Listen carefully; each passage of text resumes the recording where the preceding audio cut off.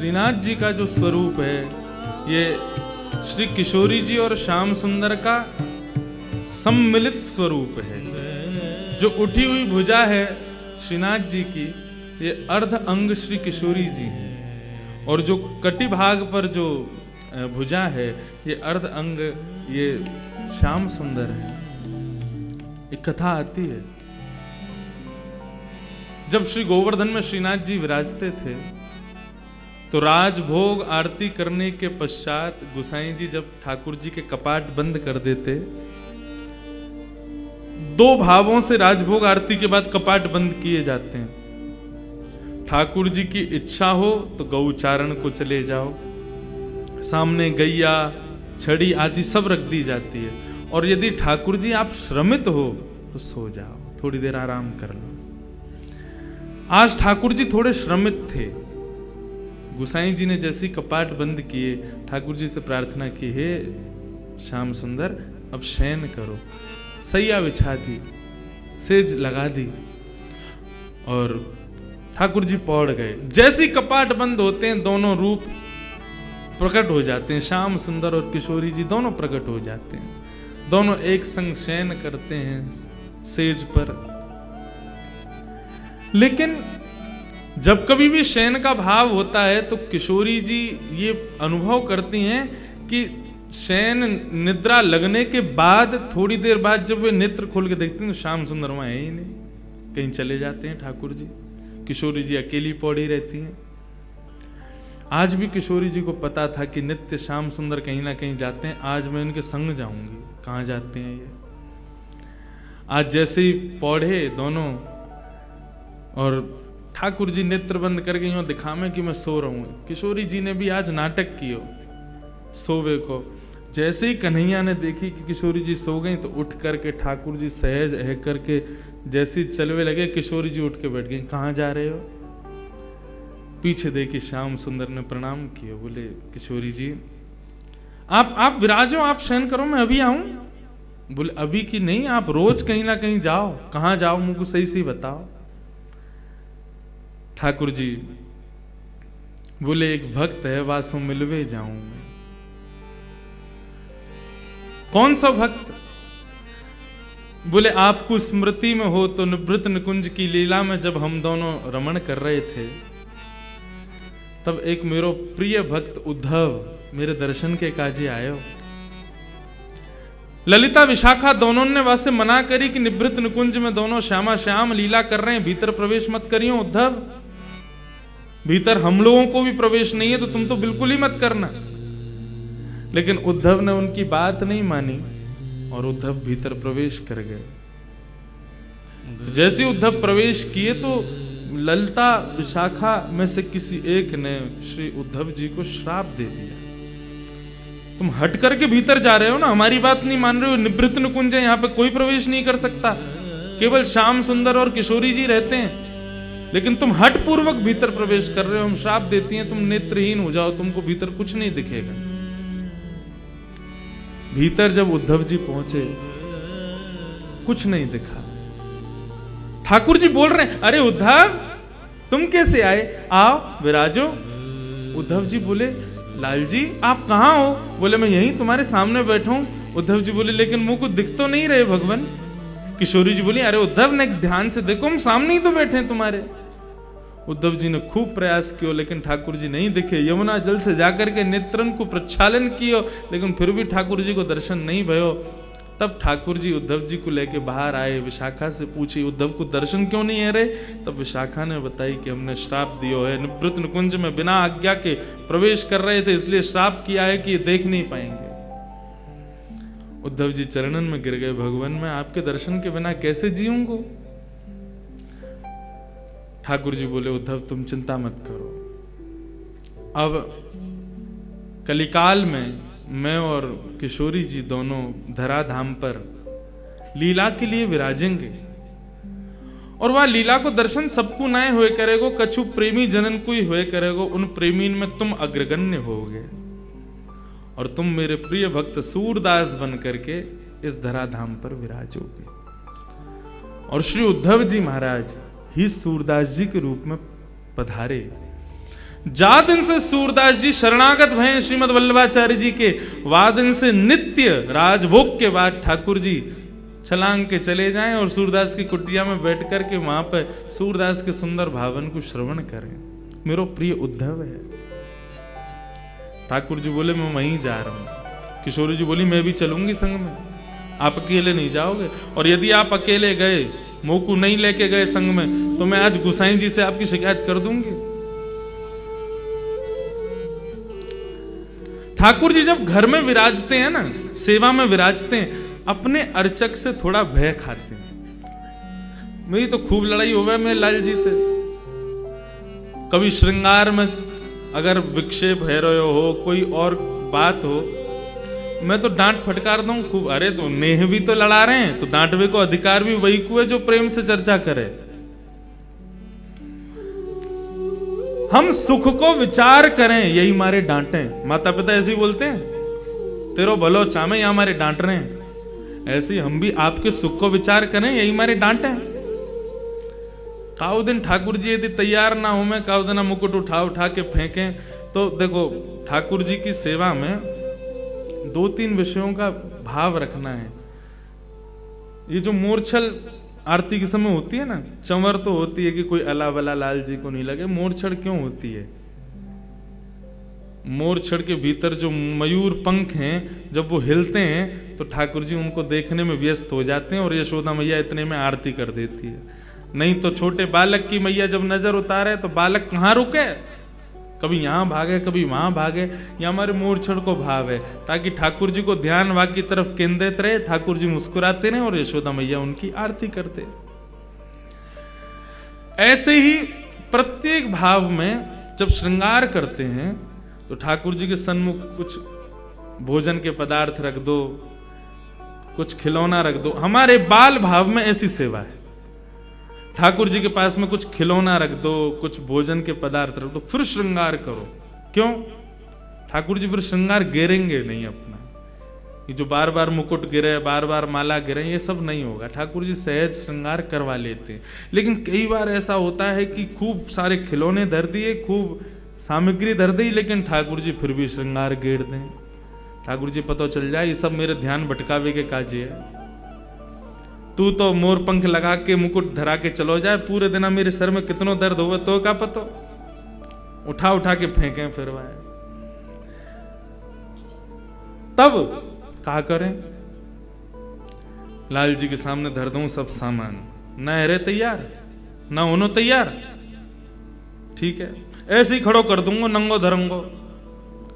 सबरे दर्शनार्थी आवेंगे, आकर के जैसे ही देखेंगे फिर तुम्हारी ही निंदा होगी। सबरे फोटो खींच खींच के ले जाएंगे, लंगोटी में खड़े रहेंगे, सब जगह डाल देंगे, फेसबुक इंस्टाग्राम पे सब देखेंगे। इंद्रेश जी के ठाकुर जी देखो लंगोटी में खड़े। मैंने कि एक बार और प्रयास कर रहा हूं, तैयार हो जाओ। और वास्तव में जैसे प्रयास करें ठाकुर जी फिर से तैयार हो गए।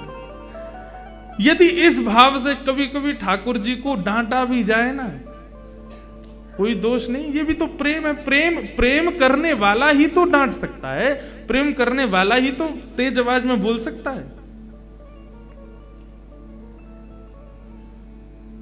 किशोरी जी बोली मैं गुसाई जी से शिकायत कर दूंगी तुम्हारी। ठाकुर जी बोले गुसाई जी से मत कहियो, बहुत डांटेंगे नहीं तो फिर मुंह को लेके चलो संग में। अच्छा चलो, लेकिन सुनो, शांत बैठियो और तुरंत जाएंगे, तुरंत आएंगे, ठीक है। किशोरी जी को संग लेकर के ठाकुर जी पहुंचे। कुटिया में सूरदास जी बैठे और सूरदास जी बैठ करके सुंदर ठाकुर जी के भाव गा रहे हैं।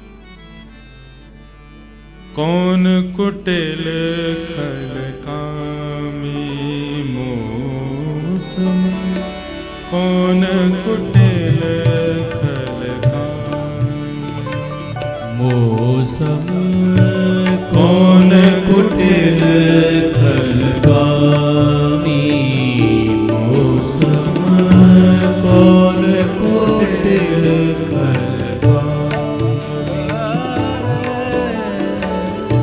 जो तन दियो ताहि बिसरायो, जो तन दियो ताहि बिसरायो, जो तन दियो ताहि बिसरायो, जो तन दियो ताहि बिसरायो, ऐसो नमक हरामी सम कौन कुटिल तरगामी, सम कौन कुटिल तरगामी, सम कौन कुटिल तरगामी। सूरदास जी गान कर रहे हैं। इतने में ही श्याम सुंदर किशोरी जी दोनों पहुंच गए। कुटिया के एक कोने में बैठ करके सूरदास जी को श्रवण कर रहे हैं। सूरदास जी भाव विभोर होकर के गान करते जा रहे हैं। एक के बाद एक सुंदर सुंदर पदों का, एक के बाद एक सुंदर सुंदर भावों का गान कर रहे हैं। ठाकुर जी श्रवण करके आनंदित हो रहे हैं, लेकिन किशोरी जी तो भाव विभोर हो रही हैं। ठाकुर जी से बोली, या को नेत्र दे दो। ठाकुर जी बोले, मैं पहले ही मना कर रहा हूं, कुछ करवे ना जानो, केवल सुन के वापस आनो। और आप या नेत्र दे दो, फिर कहोगे या यूं कर दो, यूं कर, यूं जैसो चल लो, ठीक है, ऐसे रहने दो। किशोरी जी बोले, बहुत निष्ठुर हो आप, बेचारो कैसे सुंदर सुंदर भाव बना बना के गावे और वापस ने कृपा ना कर सको, ने नेत्र दे दो, का बुराई है। ठाकुर जी बोले, मैं मुंह को जब देन होगा मैं दे दूंगा। मुंह को सूरदास ऐसे ही प्रिय है। और रही बात नेत्र देवे की, ललिता विशाखा के श्राप से श्रापित हैं और अपने भक्तन के श्राप को मैं दूर नहीं कर सकूं। और सूरदास जी वही में आनंदित है। यदि संसार को देखेगो, संसार में या को मोह है गयो, संसार में आप आकृष्ट है गयो, तो मेरो भाव ना गा पावेगो, या हमारे मैं नेत्र ना दूंगा या को। किशोरी जी बोली, तो कछु तो कृपा करो, नेत्र ना दे रहे तो कछु अपनो आलिंगन दे दो, अपने स्पर्श दे दो। बोले, नेत्रहीन बाबा है, इतनी जोर किया कि पकड़े, एक बार आलिंगन दे दियो, ऐसा पकड़ेगो, छोड़ेगो नहीं, फिर जान नहीं देगो। गोसाई जी वहां पर मंदिर खोलेंगे, दोनों नहीं मिलेंगे, कहा होगा फिर। किशोरी जी बोली, हर कृपा के लिए मना कर रहे हो, नेत्र देवे की मना, आलिंगन देवे की मना।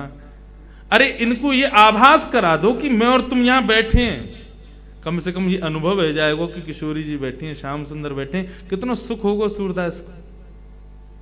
बोले, नहीं, ये विरह में है, इसलिए हमारो भाव गावे।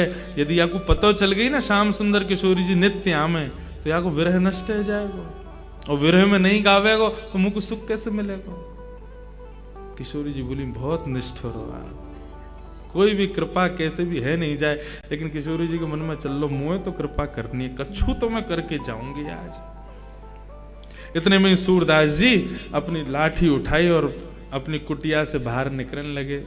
जैसे ही जान लगे, ठाकुर जी बोले, चलो श्यामाजू, अब थोड़ी बहुत देर में उत्थापन है व्यवहारों मंदिर में, हम चल के सहज है जाएं। किशोरी जी बोली, नहीं, थोड़ी दूर तक चल रहे हैं। सूरदास जी बेचारे नेत्रहीन, कहीं जा रहे हैं, कहीं गिर आ गए, तो बोले वो रोज जामे, कहीं ना गिरेंगे, चलो हम चले।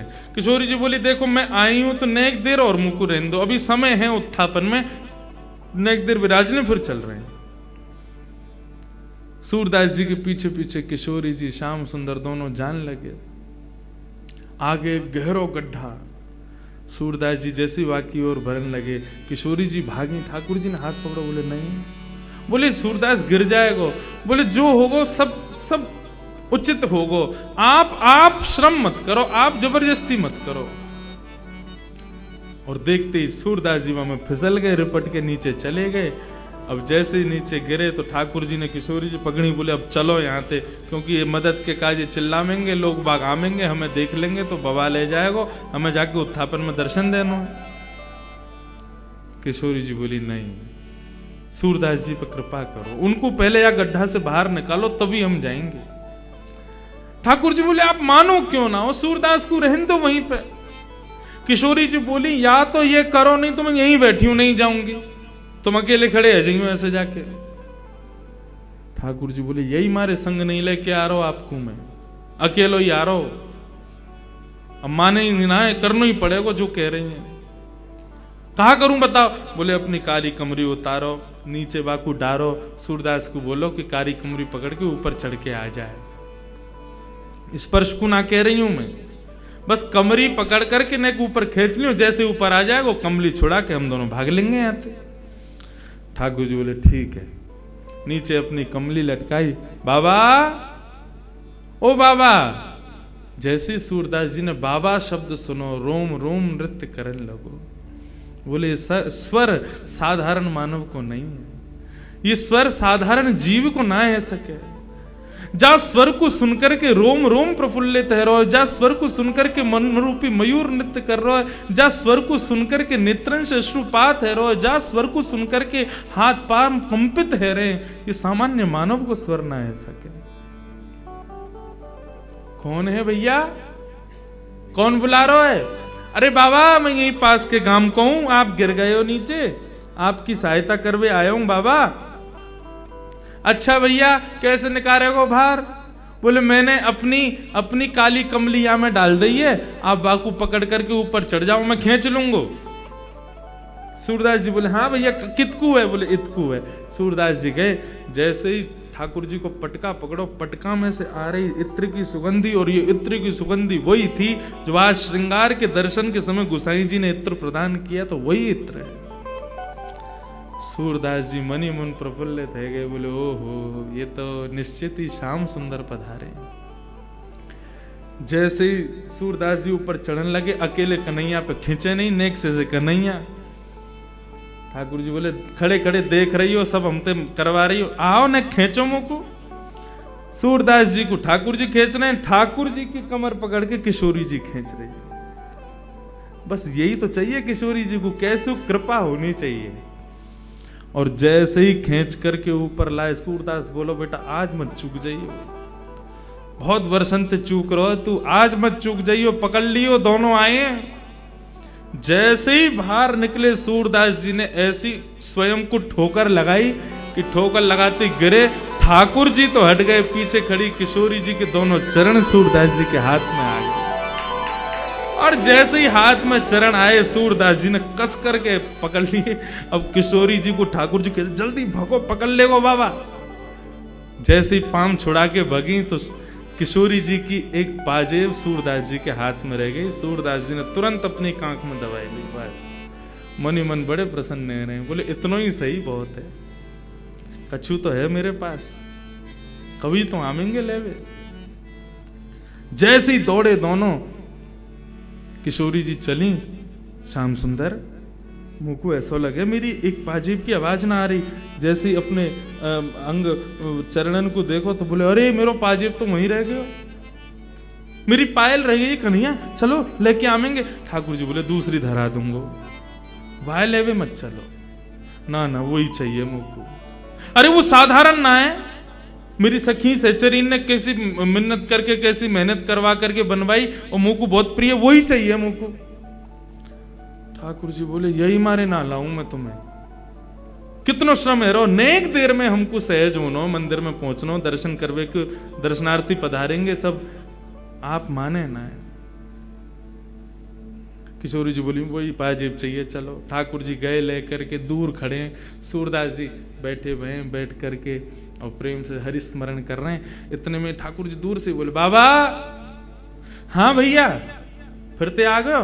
बोले हाँ बाबा, वो मैं यहाँ हमारे आयो कि मेरे संग में मेरी एक सखी और ही, बाकी एक पाजेब रह गई है, वो आपने धर ली है बाबा, बाकू दे दो। सूरदास जी बोले कौन सी पाजेब? बोले आपने धर ली है। अच्छा ये वाली पाजेब? बोले हाँ ये वाली। अच्छा कौन की है? बोले मेरे संग एक सखी पधारी है, मेरी सहेली है, बाकी है। बाबा बोले मुँह का पतो तेरी सहेली की है कि ना है, मेरी कोई मदद करवे आयो ना एक देर पहले, बाकी पाजेब रह गई, सो मैंने धर ली कि आवेगो तो दे दूंगो। अब मुँह का पतो कि जाने मेरी मदद करी, वो तो ये मुंह दिखे तो है ना। ठाकुर जी बोले अरे मैं ही हूं बाबा, मैंने ही कृपा करी, मैंने ही आपको निकारो बाहर। सूरदास जी बोले मैं ना मानू भैया, कहीं मैंने पाजेब दे दी और जाने मेरी सहायता करी, कहीं वो आ गो तो, और वो कहे कि मेरी पाजेब दो, तो मैं तो दुबधाम पड़ जाऊंगा, मुझे तो पतो ही ना है कौन की है। बोले बाबा सब छोड़ो, यूं बताओ कैसे दोगे? बोले ऐसे दूंगो, एक पाजेब मेरे पास है, एक तुम्हारे पास होगी। बोले हाँ, बाकी पहचान करा दो। बोले कैसे होगी पहचान? बोले लाओ, मेरे घुटने पे जा पाम में पाजेब है, वह पाम को धरो, मैं अपने हाथन से स्पर्श करके वह को अनुभव कर लूंगा, जैसे अनुभव हो जाएगा दूसरी पाजेब दे दूंगा। श्याम सुंदर बोले नहीं किशोरी जी, ये नहीं करना है। किशोरी जी बोले चुप रहो, तुम जा रही हो। किशोरी जी आगे आगे बढ़ती जा रही हैं, अपनो पाम धरवे जा रही है सूरदास जी के सुंदर अंग पे। लेकिन ठाकुर जी बार बार रोके, किशोरी जी मत जाओ, बाबा पकड़ ले को। बोले आज पकड़न दो या को। जैसे ही समीप गई, किशोरी जी ने अपनो चरण सूरदास जी के हस्त कमल पर रखो। सूरदास जी ने जैसे ही वह को स्पर्श किया, स्पर्श करके जब अनुभव किया, लाओ दूसरा चरण दो। दूसरा चरण लेकर के सूरदास जी ने अपने हाथन से पाजेब पहना करके दोनों चरणन को पकड़ करके और अपने हृदय पर रख लियो। बोले अब नहीं जाओगे आप, अब नहीं छोड़ूंगा, अब यहीं रहोगे, मेरे पास ही रहोगे, मेरे संग ही रहोगे, और जाओगे तो मुझको संग लेके जाओगे, मैं जानू आप कौन हो। ठाकुर जी बोलो किशोरी जी मैं पहले ही कह रहे हो ना, ये बाबा माने को नहीं पकड़ ले को। किशोरी जी के नेत्र सजल है गए। बोले अब या बाबा को समय आ गए हो लाल जी, या को दर्शन दो। ठाकुर जी गए सन्मुख। बोले बाबा कहा चाहिए? बोले कछु नहीं चाहिए, केवल हरि दर्शन की प्यासी अखियां, बस आप दोनों के युगल स्वरूप को दर्शन कर लूं, मेरा जीवन वही में ही आनंदित है जाएगा। श्याम सुंदर ने अपने हाथन से जैसे ही सूरदास जी के नेत्रन को स्पर्श किया, बोले बाबा नेत्र खोल करके देखो। जैसे ही सूरदास जी ने नेत्र खोले हैं, सामने युगल स्वरूप खड़ो भयो है। सूरदास जी पर कृपा करवे के काजे दोनों श्यामा श्याम खड़े करके मंगल दर्शन प्रदान कर रहे हैं। सूरदास जी एक एक अंग को दर्शन कर रहे हैं, आनंदित है रहे हैं, नृत्य कर रहे हैं, झूम रहे हैं, गा रहे हैं, बार बार प्रणतिपात निवेदन करके प्रणाम कर रहे हैं। ऐसो सुंदर युगल स्वरूप को दर्शन करके सूरदास जी आनंदित है गए। दोनों से कही अपने बरदस्त मेरे सिर पर धर दो, अपने चरणन की रज मेरे माथे से लगाए दो और मुंह पे कृपा कर दो। कहा कृपा करें? कर तो दई, दर्शन दे तो दिए। सूरदास जी बोले ना, मुंह को फिर से नेत्रहीन बनाए दो। जिन नैनन में आप बस गए, उन नैनन से अब दुनिया को ना देखना चाहूं मैं। आप कृपा करके मुंह को फिर से नेत्रहीन बनाए दो।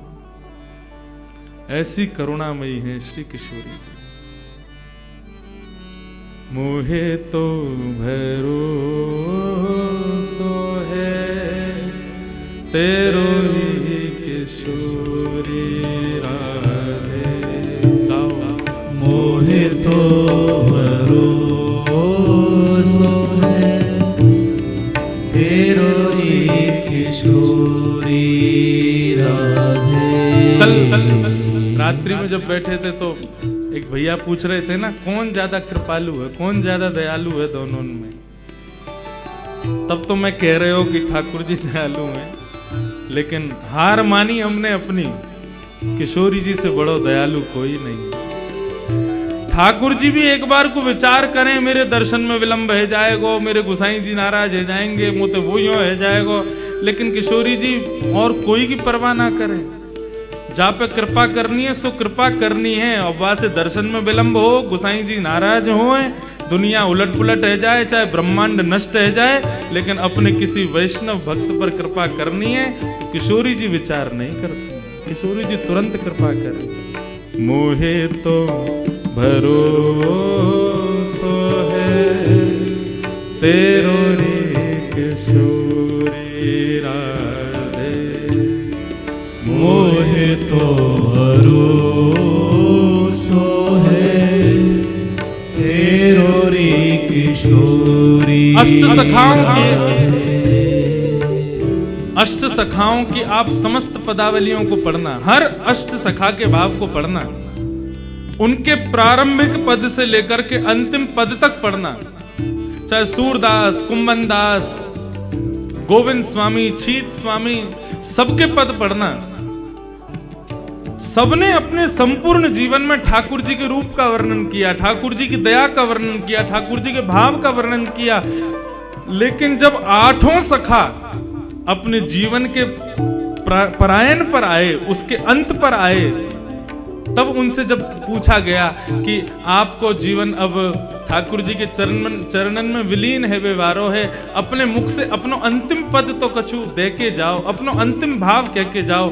तो आठों सखाओं ने अपने अंतिम भाव में श्री किशोरी जी को प्रणाम किया, श्री लाडली जी को प्रणाम किया, उन्हीं का वर्णन करते हुए अपने भाव को विश्राम दिया। क्योंकि आठों जानते हैं कि कृपामयी तो वही है, करुणामयी तो वही है, वही करुणा करेंगी, वही कृपा करेंगी। मोहे तो भरोसो है तेरो री किशोरी राधे, मोहे तो भरोसो है तेरो रे किशोरी राधे। मुक्ति भुक्ति नामागत केवल, मुक्ति भुक्ति नामागत केवल, मुक्ति भुक्ति नामागत केवल, मुक्ति भुक्ति नामागत केवल। अपनो जान संभालो किशोरी राधे, अपनो जान संभारो किशोरी राधे। बंधु मुक्ति भुक्ति नहीं चाहिए। किशोरी जी के मन में केवल, किशोरी जी को केवल इतना पता हो, कितना पता हो कि वृंदावन में गिरधर लाल जी की सेवा होवे। अच्छा, कौन करेगा सेवा को? बोले इंद्रेश नाम को एक कथा को छोटा सा वक्ता है, वो करे। यदि उनके जहन में इतना भी आ गया ना कि कोई इंद्रेश नाम को एक छोरा है, वो सेवा करे, हमारा कल्याण तो वही थे है जानो है। हमें इतना ही है जाए कि हाँ उनको पता हो कि मेरा नाम का है। लोग कहते हैं आप क्यों बार बार ठाकुर जी का नाम जप करते हो, क्यों ठाकुर जी का स्मरण करते हो? हम ठाकुर जी को स्मरण या मारे करें क्योंकि हमारे फोन पर बार बार यदि कोई मिस कॉल मारे तो हम ट्रू कॉलर पर जाके चेक करें, भाई कौन है ये दिन भर मिस कॉल मारते रहे, वहां को नाम आ जाए फलानो फलानो नाम है, अच्छा ये है, ये रोज रोज फोन करे। ऐसे हम रोज रोज किशोरी जी को याद करें तो किशोरी जी के पास में संकेत पहुंचता, कौन है रोज रोज याद करे? बोले नागपुर में राधा निवास में एक फलाने नाम को व्यक्ति है, वो याद करे आपको। किशोरी जी वापस ज्यादा प्रसन्न भी ना हो, अच्छा तो वो है ये, बोले अच्छा, बस इतना एक बार स्मरण करके जीवन में कभी देखें भी नहीं, हम पे तो एक बार में ही कृपा है जाएगी।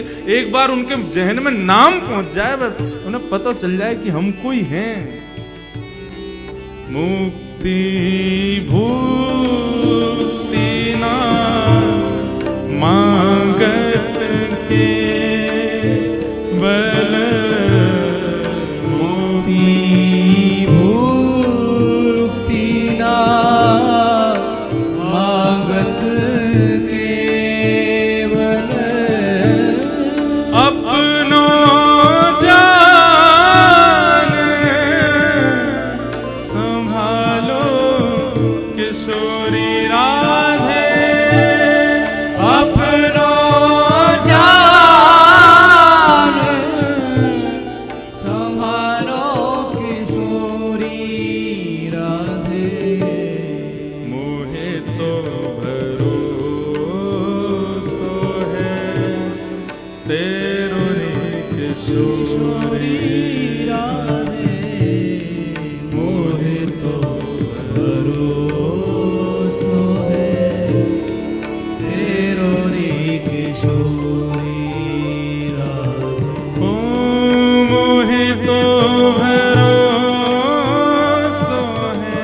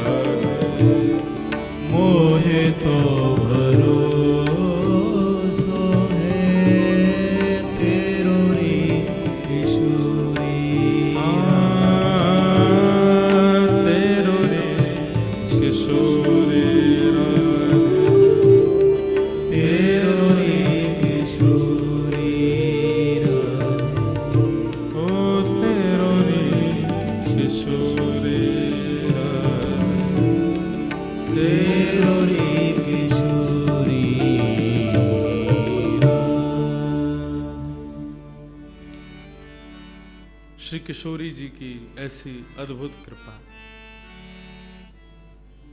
ठाकुर जी के पास मुंदरी मिल गई। ठाकुर जी उदास होके वहां से चले गए। अब जैसी ठाकुर जी वहां से गए, ललता विशाखा ने किशोरी जी को रोको, बोले आप नहीं जाओगे। ठाकुर जी बोले अब कहां जाऊं? क्यों? ग्वाल बालन के पास गए हो तो ये सबरी जाकर के माऊ बता देंगे कि मुंदरी मेरे पास मिल गई, और यदि मैं घर गए हो तो मैया ते जाके बता देंगे कि यानी किशोरी जी की मुंदरी चुराई। ठाकुर जी बोले ना यहां जा सके ना वहां जा सके, कहां जाएं? बोले तो सो जाओ। और महाराज एक कदम्ब की छांव के नीचे ठाकुर जी सुंदर सेज बना करके और वहां सो गए। ऐसे ढीठ हैं हमारे कन्हैया, चोरी पकड़ी गई है, उन्हें नींद आ रही है, सो गए वृक्ष के नीचे जाके, चिंता विहीन हो गए। कोई बात नहीं, पकड़े गए तो पकड़े गए, अपने इनके बीच में ही तो पकड़ोगे हूं, कोई बाहर के ने तो ना पकड़ो। सो गए। अब तो महाराज ललिता विशाखा समस्त सखियों को किशोरी जी डांट रही हैं, बोले तुमको शर्म नहीं आती है, और वो श्याम सुंदर को इतना श्रम करा दियो, ऐसे ऐसी बात उनसे कह दी तुमने, बेचारे रूठ के यहाँ से चले गए, चलो उनको मनावे चलो। सहचरी बोली तो किशोरी जी ने केवल भ्रगुटी टेढ़ी की, बोले समझ नहीं आ रही है बात, चलो। श्याम सुंदर को श्रम कैसे भयो? वे श्रम में रहेंगे तब तक मेरो हृदय विचलित रहेगा, चलो प्रणाम करवे चलो, क्षमा मांग के आएंगे। सब सहचरीन को संग लेकर के किशोरी जी जैसे निकसी, वो तो नंद भवन को जा रहे हैं, इतने में बीच में कदम्ब के वृक्ष के नीचे देखो, अरे ये तो यहीं पौड़े में हैं। ललिता विशाखा आदि सबन के संग में गई, देखो तो श्याम सुंदर सोए। आहा कैसी सुंदर छवि ठाकुर जी की।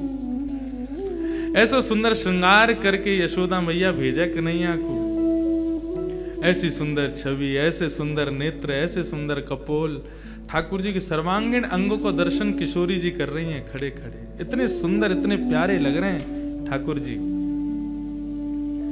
इतने में ललिता विशाखा को सूझा ऊधम, बोली सुनो, सो रहे हैं, खर्राटे और ले रहे हैं धीरे धीरे, बहुत थक रहे हैं, श्रम है क्या? बोले कहा करना? बोले कि अब एक काम करो, धीरे धीरे करके इनके सब सामान चोरी कर लो, जितनी सामग्री इनने पहन रखी सब उतार लो।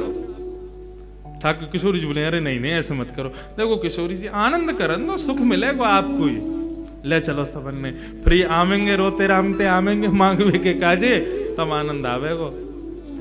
सोते भय श्याम सुंदर की महाराज गलेन से हार उतार लिए, हाथन के कड़ूला उतार लिए, पैरन की पाजेब उतार ली, क्षुद्र घंटे का, छोटी छोटी घंटी लगी ठाकुर जी की कमर पे, क्षुद्र घंटे का। अच्छा पता है आपको, श्याम सुंदर कोंदनी ऐसी साधारण कोंदनी नहीं पहनते हैं। कैसी कोंदनी पहनते हैं? क्षुद्र घंटे का, छोटी छोटी घंटी लगी है उसमें कोंदनी में। क्यों? ये बचपन से ही ठाकुर जी पहने। जब ठाकुर जी थोड़ा थोड़ा चलवो सीखे तो यशोदा मैया जब यमुना जल भरवे जावे तो ठाकुर जी पल्लू पकड़ लें और मैं हूं चलूंगा संग में। अभी नेक नेक चलनो सीखे तो यशोदा मैया बोले चल आला, मैं तो मटका पकड़ूंगी, तेरा हाथ पकड़ ना पाऊंगी, ले तू मेरी चुनरी पकड़ ले। सो ठाकुर जी चुनरी पकड़ करके मुंह में उंगली दबाए, चारों तरफ देखते चले और मैया के पीछे पीछे जामे। लेकिन जैसी कोई गोपी देखे कन्हैया जा रहे सो हाथ में माखन लेके आवे, लाला आजा आजा माखन खावे को, सोई वो तो मन मैया की चुनरी छोड़े वह गोपी के पास चले जाए और माँ बैठ के बढ़िया प्रेम से माखन खा में मैया ने एक दूर चली जाए, एक दूर, लाला कैसो, लाला कहाँ गए हो? अरे मेरो लाला कहाँ गए हो? वह ढूंढे सब जगह खोजे, कन्हैया कहीं ना मिले। मैया दौड़ती भैया आवे, सबन पूछा अरे मेरो लाला देखो, मेरो कन्हैया देखो। इतने में कहा पावे एक गोपी की गोद में बैठ के वो तो माखन खा रहा है। मैया बोली लाला तो रोज कभी कहीं भग जाए कभी कहीं भग जाए, कहा करें। सो आज मैया लाला की कोंदनी उतार के और सुनार के पास लेके गई और बोली या में एक काम कर, सोने की छोटी छोटी घंटी लगा दे। क्यों? बोले जब कबू मेरो लाला या पहन के चलेगो तो घंटी की आवाज आती रहेगी, मुझको पतो लगती रहेगी कि मेरो लाला कहाँ जा रहा है। आज ठाकुर जी को जन्मोत्सव, ऐसी कथा आवे ठाकुर जी के जन्मोत्सव पे ठाकुर जी जातना 3 वर्ष के भय, यशोदा मैया ने लाला को सवेरे सवेरे कौंधनी पहना दी।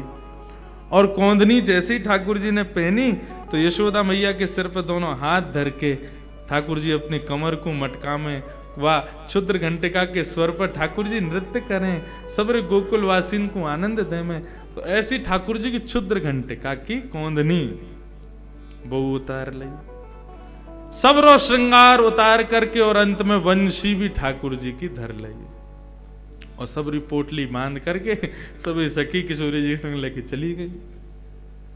अब ठाकुर जी की नींद खुली, जैसी नींद खुली अंगड़ाई लेने लगे, बोले हाँ भाई अब चलें, अब रात है गई, अब जाके माँ बढ़िया प्रेम से। जैसे ही ठाकुर जी उठे चलनो फिरनो शुरू कियो तो जितनी आवाज ठाकुर जी के चलवे में आवे, पाजे वन की क्षुद्र घंटिका की, कछु ना आ रही है। ठाकुर जी ने जैसे नीचे देखो तो वस्त्र ने छोड़ के तो सब हरण है गयो। कौंधनी चली गई, गले की माला चली गई, पैरन के पाजेब चली गई, कड़ूला चले गए, बाजूबंद चले गए, सब ले गए। ठाकुर जी बोले ये एक को ही काम है सके, ये वही जरूर विशाखा ललिता ने ये किया होगा। ठाकुर जी पहुंच गए और चेहरे पर ऐसा आंखें लाल पड़ रही हैं क्रोध के कारण ठाकुर जी की, और गए विशाखा से जाके बोले दे दे। विशाखा बोली मुंह पे ना है। कहा ना है? बोले वही ना है जो तुम मांग रहे हो। ठाकुर जी बोले मुझे सब पता हो तेरे पास है, तू दे दे। बोले जब हमने प्रेम से मांगी तुमने दी, तो तेने कोई कसर भी ना छोड़ी किशोरी के सामने, जो मेरी तेने भद्रा उतारी कहा है वो हमें कोई कसर भी ना छोड़ी है तेने। अब दे दे प्रेम ते, देख मैया बहुत मारेगी मुंह को। तेने वो सोने की क्षुद्र घंटिका तक निकाल ली मेरी। अरे मैंने तो केवल एक मुंदरी उतारी, तेने पूरा श्रृंगार ही उतार लियो मेरो। चल ला वापस दे। बोले यदि तुम नंद के लाला हो और यशोदा के छलिया हो, और तुम में यदि तुम बहुत अपने आप को बहुत बड़ा कुछ मानो, कुछ समझो, तो लेके दिखाओ। ठाकुर जी बोले ये तो चैलेंज दे दियो यानी। ठाकुर जी बोले तो फिर ठीक है, हम नंद के लाला नहीं, हम यशोदा के लाला नहीं, हम नंदगाम के छोरा नहीं, यदि हमने तुम्हारे हाथन सो अपनो सारो श्रृंगार लियो नहीं तो आएंगे लौट के, बदला तो लेंगे। विशाखा बोली हाँ देख लेंगे, आ जाइयो।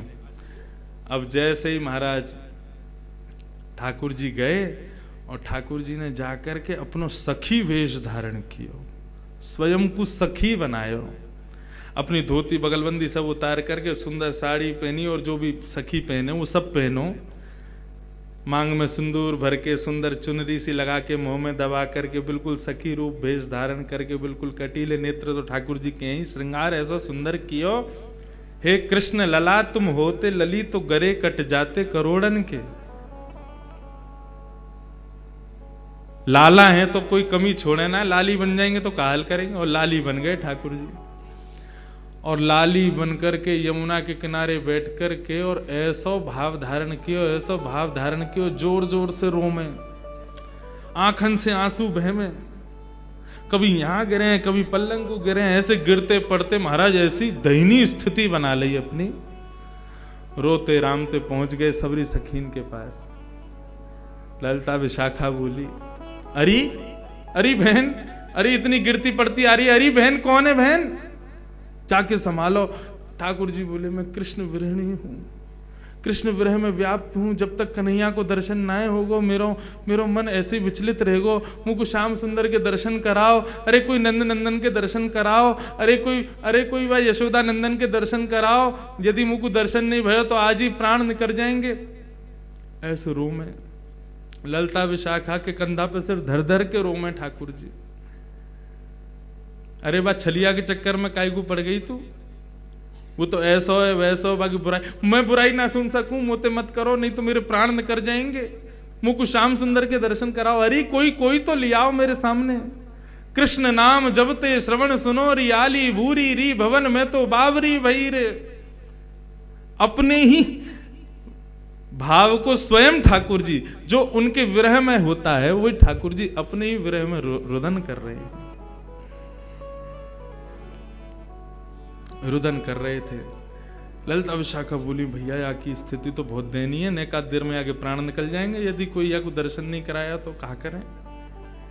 इतने में ललिता बोली, बोले एक युक्ति है। बोले कहा, कन्हैया को पूरा श्रृंगार धरो हमारे पास। बोले हाँ, किशोरी जी को आज श्याम सुंदर बना दे। संपूर्ण कन्हैया को श्रृंगार आज किशोरी जी को चढ़ा करके और उन्हीं को श्याम सुंदर बना करके या की बिचारी के प्राण बचाए लेंगे। ये कृष्ण वीरेन, अब कन्हैया कौन पकड़ के लाबो, तो वैसे ही रूठो बैठो हमते। कन्हैया तो ला ना सके, आज किशोरी जी को श्याम सुंदर बना मैं। और महाराज समस्त गोपी गई और जाकर के वो सबरी पोटली खोली, ठाकुर जी को सबरो श्रृंगार निकालो। किशोरी जी से बोली आओ बैठो, और सबरे महाराज वस्त्र नीचे पजम्मी पहनाई, ऊपर बगलबंदी पहनाई और बना करके पूरा कृष्ण स्वरूप धारण करायो। किशोरी जी को टिपारो जैसे ही धरायो है, सिर पर जैसे कन्हैया अपनो स्वरूप धारण करें वैसो स्वरूप श्री किशोरी जी को धारण करायो है समस्त गोपीन ने। आहा, जैसे ही किशोरी जी अपनो रूप धारण, मतलब ऐसा किशोरी जी ने जब कृष्ण स्वरूप धारण कियो तो उनको देख करके मानो ऐसा लग रहा है कि आज श्याम सुंदर गौर सुंदर है गए। श्याम सुंदर को जो रंग है, जो श्याम वर्ण है, वही गौर वर्ण है गए हो। इतने सुंदर किशोरी जी लग रही। कोई भेद तो वैसे है ना, दोनों एक से ही दिखे, बस वो श्याम है ये गौर है। लेकिन उनको देख करके ललिता विशाखा भी एक दो बार स्वयं को संभाल रही है। अरे अरे बहन देखियो, मुंह को तो मूर्छा आ रही है, किशोरी जी इतनी सुंदर लग रही हैं, इतनी बढ़िया लग रही हैं। अरे या स्वरूप को धारण करके श्याम सुंदर के सामने चली जाए तो श्याम सुंदर भी मूर्छित है कि गिर जाएगा। ऐसा सुंदर स्वरूप। जैसे ही किशोरी जी श्याम सुंदर को स्वरूप धारण करके भवन से निकली, सामने कन्हैया गोपी बने बैठे। अरे मेरो कन्हैया दिखा दो, मैं कन्हैया के बिरहणी, और ऐसे रो में। जैसे किशोरी जी आई, ललिता विशाखा, अरे चल रोवे मत, देख ले, देख आ गए श्याम सुंदर। जैसे ही श्याम सुंदर ने किशोरी जी को अपने भेष में देखो, आहा, नृत्य करने लगे। कृष्ण दरस सोवट की ग्वालिनी, कृष्ण दरस सोवट की ग्वालिनी, कृष्ण दरस सोवट की ग्वालिनी, कृष्ण दरस सोवट की ग्वालिनी, कृष्ण दरस सोवट की ग्वालिनी। बार बार पन घट पे आवती, बार बार पन घट पे आवत, बार बार पन घट पे आवती, बार बार पन घट पे आवत, सिर जमुना जलमट की ग्वालिनी, सिर जमुना जलमट की ग्वालिनी, कृष्ण दरस सोवट की ग्वालिनी, कृष्ण दरस सोवट की ग्वालिनी। मनमोहन को रूप सुधानिधि,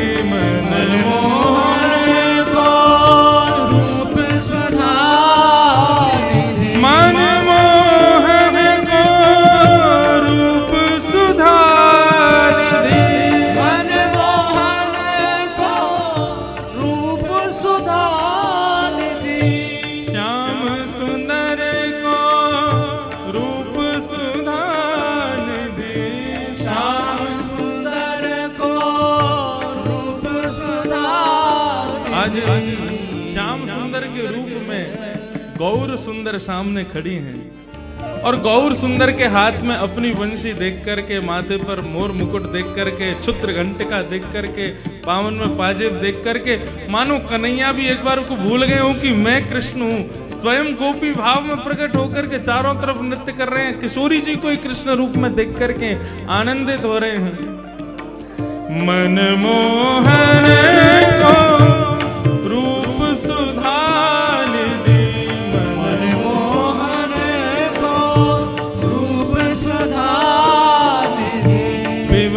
प्रेम रस घट की ग्वाल, पीवत प्रेम रस घट की ग्वाल।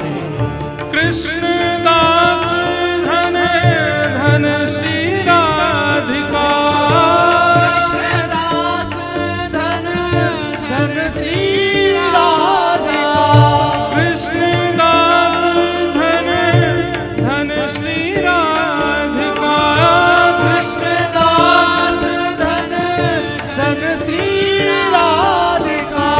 लोक लाज सब पट की ग्वाल रे, लोक लाज सब पट की ग्वाल। नंद नंदन सोमठ ग्वाल, नंद नंदन सोमठ की ग्वाल। ओ कृष्ण दरस सोमठ ग्वाल, कृष्ण दरस सोमठ की ग्वाल। कृष्ण दरस सोमठ ग्वाल, कृष्ण दरस सोमठ की ग्वाल। भट की ग्वाल, भट की ग्वाल। भट की ग्वाल। भट की ग्वाल। ग्वाल नील विरह से कातर होकर के चारों तरफ नृत्य कर रही है। अरे श्याम सुंदर, अरे नंद नंदन, अरे यशोदा नंदन, अरे ब्रज उर चंदन, मैं तो तुम्हारे दरस के काजे कब से भटक रही हूं, मेरे प्राण निकर जाएंगे, हे कन्हैया आके मुख को हृदय से लगाए लो। ऐसा कहकर के जब विरह भाव में आई वह गोपी, कृष्ण रूपी गोपी, इतने में किशोरी जी दौड़ करके गई और जाकर के वह गोपी को कृष्ण भाव से जैसे ही हृदय से लगाया। और ठाकुर जी बहुत देर तक तो हृदय से लगा करके रहे, लेकिन जैसे ही नेत्र खुले सामने ललता विशाखा दिखी और ठाकुर जी को याद आ गया इनने जो बात कही थी कि तुम श्रृंगार लेके दिखाओ तो हम जाने तुम नंद नंदन के लाला हो, तुम यशोदा के लाला हो। ठाकुर जी ने किशोरी जी को एक हाथ से पकड़ो, यहाँ से मुकुट उतारा और दूसरे हाथ से हाथन के गले के सबरे श्रृंगार उतारे, क्षुद्र घंटिका खींची, सबरे पाजेब लेकर के और अपनों सिर से घूंघट हटाए करके विशाखा से बोले ले करके जा रहे हैं अपनो श्रृंगार और तू रोक के दिखा। ललता विशाखा पीछे पीछे दौड़ी, श्याम सुंदर लेकर के अपना श्रृंगार दौड़ करके भागन लगे नंद भवन की ओर। लेकिन किशोरी जी को तो वही रूप, वही भाव, वही स्वरूप वो ठाकुर जी के चित्त में बस गए। ऐसा भाव हम सुने कि ठाकुर जी कभी कभी कुंज में विराज करके किशोरी जी को श्रृंगार करें, किशोरी जी ठाकुर जी को श्रृंगार करें। ये श्रृंगार में कहा करें, यही करें ठाकुर जी किशोरी जी को श्याम सुंदर बनावे और श्याम सुंदर किशोरी जी को, ठाकुर जी किशोरी जी को श्याम सुंदर बनावे और किशोरी जी श्याम सुंदर को श्री किशोरी बनावे। और दोनों एक दूसरे को भाव, एक दूसरे को श्रृंगार, वही सब धारण करके संपूर्ण लीला को संवरण करें और यही से हम सबन को सुख प्राप्त हो गए। ऐसी ये ठाकुर जी की निभृत निकुंज की लीला है। आप कहेंगे यहां तो ललता विशाखा भी है। ललता विशाखा बाह्य रूप से है, लेकिन किशोरी जी की मनोदशा और ठाकुर जी की मनोदशा जो है वो निभृत निकुंज की है। किशोरी जी के संग में ठाकुर जी कछु भी करें, लेकिन किशोरी जी वहां में उनके सुख को विचार करें, ठाकुर जी उनके सुख को विचार करें, यही निभृत निकुंज है। निभृत निकुंज में मानव हम प्रवेश कर नहीं सकते और करने का प्रयास करना भी नहीं चाहिए। निभृत निकुंज का तो केवल दूर से दर्शन हो जाए, उसका अनुभव हो जाए। ठाकुर जी कछु बतियाए हैं किशोरी जी से, आपको वो खुसुर पुसुर केवल अनुभव है जाए, बस वहां में ज्यादा प्रवेश को विचार मत करो। ठाकुर जी की कृपा है कि आपको यहां तक भी आने को अवसर मिल रहे हो है, लेकिन वहां के भीतर प्रवेश हमको मिले, वहां को भाव मत रखो। कुंज में रहें, निकुंज में रहें, परंतु निभृत निकुंज में तो केवल श्यामा श्याम रहें। वो उनके सुख को भाव है, वह को विचार करो। और वही विचार से श्री किशोरी जी को श्याम सुंदर को मनाओ। हमारे ब्रज के अनन्य रसिक श्री हरिराम व्यास जी गाते हैं, चरणन की रज पाऊं किशोरी तोरे, चरणन की रज पाऊं, चरणन की रज पाऊं किशोरी तेरे, चरणन की रज पाऊं। हरिराम व्यास जी उस स्थिति के थे, वे चाहते तो ये भी कह सकते थे श्री किशोरी तेरे चरणन को पाऊं, लेकिन नहीं, चरणन ने पावे को अधिकार हमारो है ही ना है। किशोरी जी के स्पर्श को भाव हम पे है ही ना है। किशोरी जी की तो केवल छाया पड़ जाए हम पर, किशोरी जी की तो चरण रज केवल उड़ करके माथे से लग जाए, अंग को स्पर्श कर ले, वही में हमारा सुख है। चरणन के स्पर्श को सुख, किशोरी जी के किसी भी प्रकार से स्पर्श को सुख, वो तो केवल कन्हैया को सुख है, वह हम ना ले सकें। निवृत्त निकुंज में स्पर्श है, वहां केवल श्याम सुंदर का है। कुंज के और निकुंज के भाव में तो किशोरी जी को केवल छाया पड़ जाए, किशोरी जी हमको देख के मुस्कुरा जाए, किशोरी जी की दृष्टि पड़ जाए, वही में प्रसन्न है। श्री हरिराम व्यास जी इस पद के भाव के पहले भाव में ही कह देते हैं, हमको किशोरी जी के चरण नहीं चाहिए। क्यों? संसार के माया मोह क्रोध जाल जंजाल आदि इन सब से हमारा हृदय इतना निष्ठुर हो चुका है कि किशोरी जी के चरण यदि प्राप्त हो भी गए तो हम हमारा स्पर्श पाकर के किशोरी जी के चरणन को कष्ट ही होने वाला है।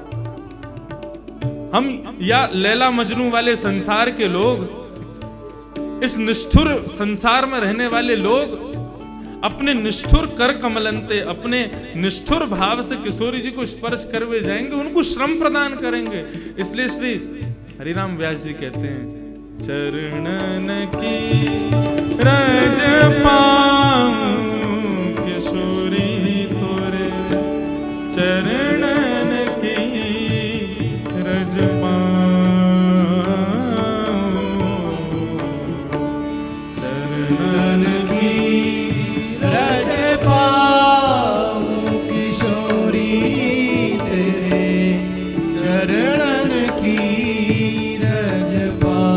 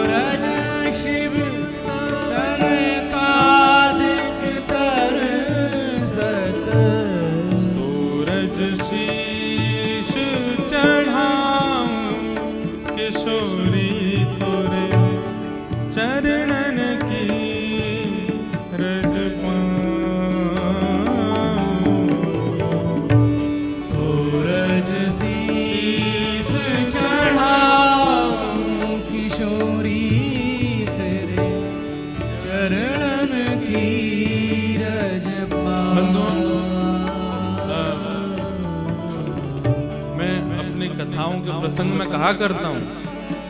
कई लोग पूछते हैं कि हमको ब्रजवास चाहिए, कैसे मिले?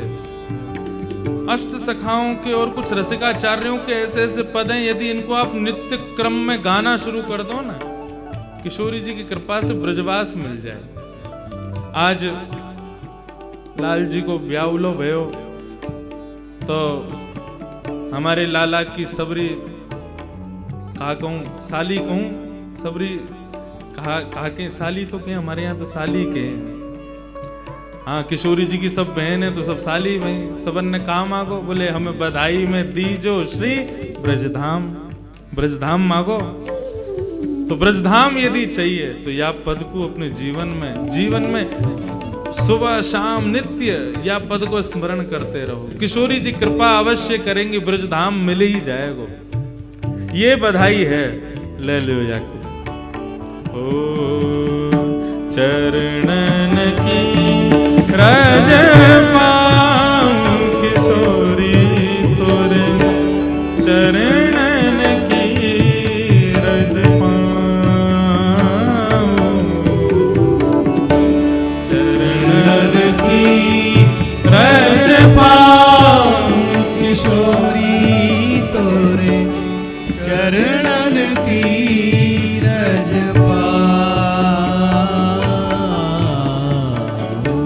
व्यास स्वामिनी की छवि निरखो, व्यास स्वामिनी की छवि निरखो, व्यास स्वामिनी की छवि निरखो, व्यास स्वामिनी की छवि निरखो, विमल विमल यश गाऊं किशोरी तोरे, चरणन की रज पाऊं, चरणन की रज पाऊं किशोरी तेरे, चरणन की रज पाऊं, चरणन की रज पाऊं किशोरी तोरे, चरणन की रज पाऊं, चरणन की रज पाऊं किशोरी तेरे, चरणन की रज पाऊं, चरणन की रज पाऊं, चरणन की रज, चरणन की रज पाऊं। श्री वृषभानुनंदिनी की श्री युगल जोड़ी सरकार की जय। ऐसी श्री किशोरी जी दयालु हैं।